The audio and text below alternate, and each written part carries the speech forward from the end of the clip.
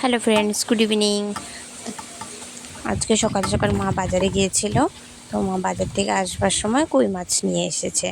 ও জ্যান্ত ছিল কই মাছ, তো ভাবলাম যে জ্যান্ত কই মাছ যখন এনেছে তো একটা ঝুলি বানিয়ে নিই পাতলা।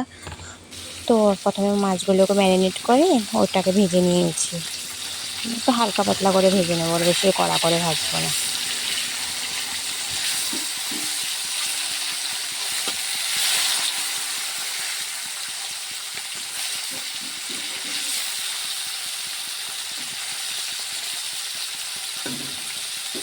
মাছগুলো হালকা হালকা লাল হয়ে গেছে, তো ওগুলোকে উঠিয়ে আমি রেখে দিচ্ছি।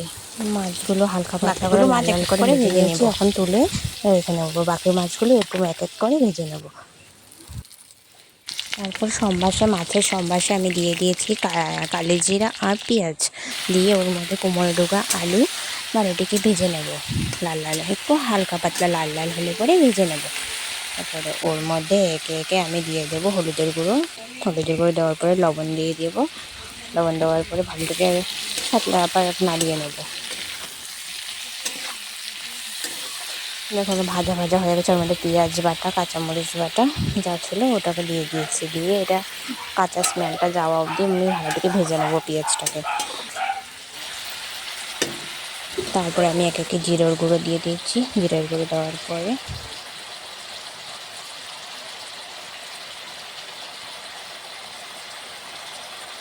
আমি মরিচের গুঁড়ো দিয়ে নিয়েছি। মরিচের গুঁড়ো দেওয়ার পরে এটাকে জল দিয়ে একটু সামান্য কষিয়ে নেব।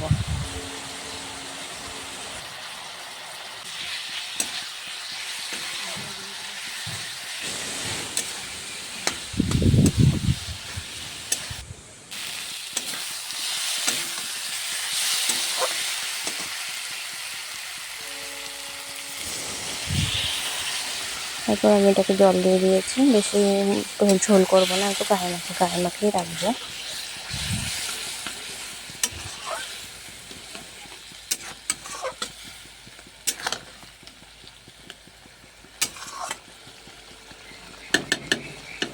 সেটা ঝোলটা ফুটতে থাকলে পরে ওটার মধ্যে মাছগুলো দিয়ে দেবো।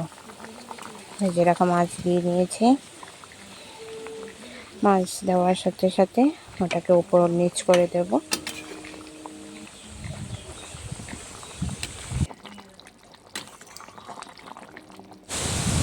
উপর নিচ করা হয়ে গেছে আমাদের।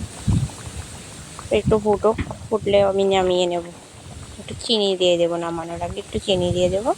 চিনি দিয়ে নামিয়ে নেব।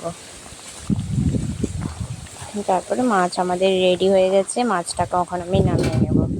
আমাদের কই মাছের পাতলা ঝোল আলু দিয়ে কুমড়ো ডোকা দিয়ে রেডি। Tata, bye bye. ভালো লাগে like, comment and share, subscribe.